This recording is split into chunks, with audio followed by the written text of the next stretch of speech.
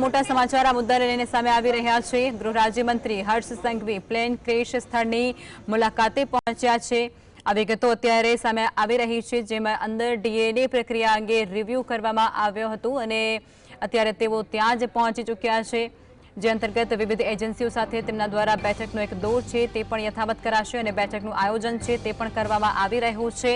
હજુ પણ ઘટના સ્થળેથી મૃતદેહો મળી રહ્યા હોવાની એક વાત છે તે પણ અહીં કહેવામાં આવી રહી છે। ગૃહ રાજ્યમંત્રી હર્ષ સંઘવી પ્લેન ક્રેશ સ્થળની મુલાકાતે છે અને ત્યાં જે વિવિધ ટીમો અત્યારે તપાસમાં જોતરાયેલી છે તે તમામ ટીમો સાથે તેઓ મુલાકાત કરશે। ડીએનએ પ્રક્રિયા અંગે રિવ્યુ કરવામાં પણ આવ્યા છે। પ્રક્રિયા ત્વરિત કરવામાં આવે તે પ્રકારની સૂચના પણ તેમના દ્વારા આપવામાં આવી છે। વિવિધ એજન્સીઓ સાથે તેઓના દ્વારા એક વિશેષ બેઠક છે તેનું આયોજન કરાશે।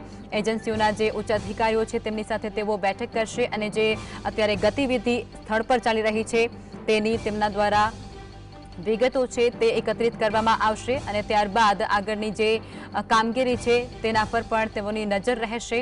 આ બેઠકની અંદર અનેક બાબતો પર તેઓ ચર્ચા પણ કરી શકે છે, અનેક જે માહિતી છે તે તેઓ એકત્રિત કરી શકે છે। અલગ અલગ એજન્સીઓ અત્યારે તપાસની અંદર જોતરાયેલી જોવા મળી રહી છે। સંવાદદાતા વિરેન્દ્ર ભાટી અમારી સાથે ફોનલાઈન પર જોડાયા છે।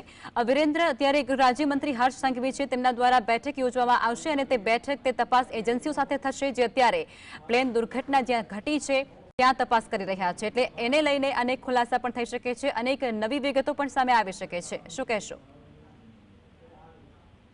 જે હર્ષસંઘવી છે તે થોડીક સમય પહેલા જે પ્લેન ક્રેશની દુર્ઘટના બની હતી તે ઘટના સ્થળ ઉપર આવ્યા હતા। ઘટના સ્થળની તેમના દ્વારા ફરી એક વખત મુલાકાત લેવામાં આવી છે અને ગૃહ મંત્રી સાથે ગૃહ વિભાગના સચિવ, રાજ્યના પોલીસ વડા, અમદાવાદ શહેર પોલીસ કમિશનર તેમજ આઈજીપી તમામ ઉચ્ચ અધિકારીઓ સાથે રાજ્યના ગૃહમંત્રી આવી પહોંચ્યા હતા। તમામ વિગતવાર તેમના દ્વારા નિરીક્ષણ કરવામાં આવી રહી છે। એજન્સીઓ દ્વારા જે તપાસનો ધમધમાટ શરૂ કરવામાં આવ્યો છે તેની અંદર તપાસ એજન્સીઓ સાથે ચર્ચા કરવામાં આવી રહી છે। તમામ જે ડોક્યુમેન્ટ છે, સોરી માફ કરશો કે તમામ જે વિગતો છે તે તેમના પાસેથી લેવામાં આવી રહી છે। જે દુર્ઘટનાનો સમય હતો તેથી લઈને ગ્રાઉન્ડ લેવલથી તમામ જે તપાસ છે તે આ 17 એજન્સીઓ દ્વારા શરૂ કરવામાં આવી છે।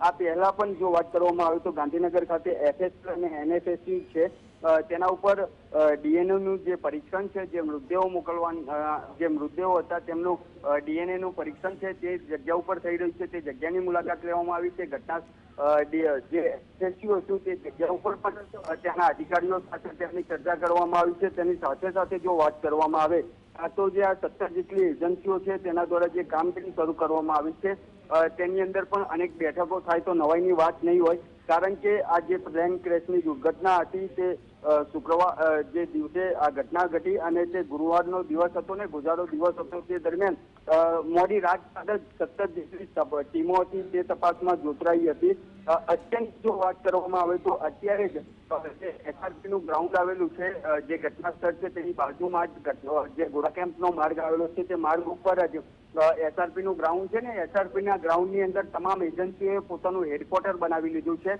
અને દરેક વિગતવાર તમામ પ્રકારની ઝીણવટભરી તપાસ છે।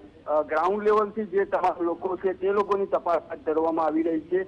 બીજી બાજુ સમગ્ર કેસમાં એનઆઈએ પણ મહત્વની ભૂમિકા ભજવશે, કારણ કે જે બ્લેક બોક્સ મળી આવ્યું હતું તેની પણ 3 થી 4 દિવસની અંદર તેમાંથી જે વિગતો સામે આવશે તે પણ ચોંકાવનારી વિગતો હશે। લખમાં જી વિરેન્દ્ર, આપ જોડાયા અને સંપૂર્ણ વિગતો આપી તે બદલ આપનો આભાર।